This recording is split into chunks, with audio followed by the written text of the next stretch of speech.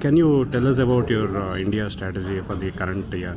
Well, India is one of the most important markets for Motorola globally, and therefore it features as a priority market, whether it's in terms of product development, whether it's in terms of our post-sale purchase.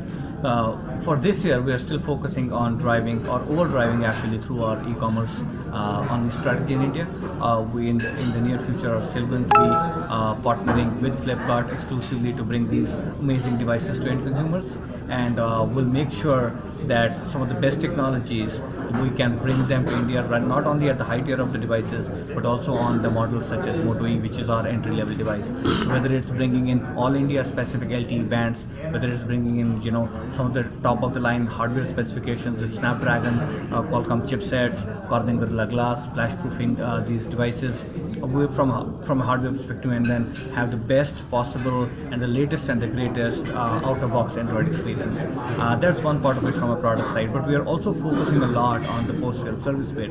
So we have 160 plus service centers now. We have a 3-layer architecture in our service, and one of those is this pilot that we are running in Delhi, which is called Care on Wheels, which says that, hey, if you have an issue with the device, please feel free to call us, and we'll have somebody come up to your doorsteps to manage that device and or upgrade that device from a software hardware checks perspective.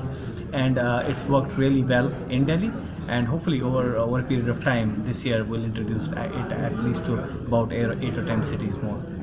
Uh, you are not a typical brick and mortar firm. That's right. How are you addressing the issues related to, the service issues? I mean, brick and mortar doesn't really, impact serviceability at all.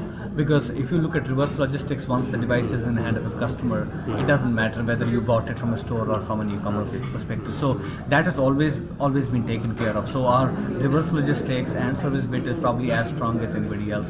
We actually have a very low field failure rate, probably one of the best in the industry, and our service centers are actually at very low utilization scales if you compare them to some of the other players probably in the market. So it's something that we are very, very focused on. We actually want to drive service as a differentiator for us.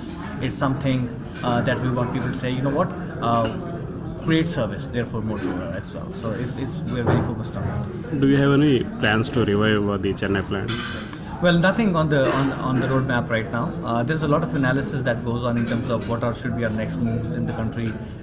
Should we do thing A or B? What kind of products? And manufacturing is one of those things as well. But nothing that we have on the roadmap right now. Thank you.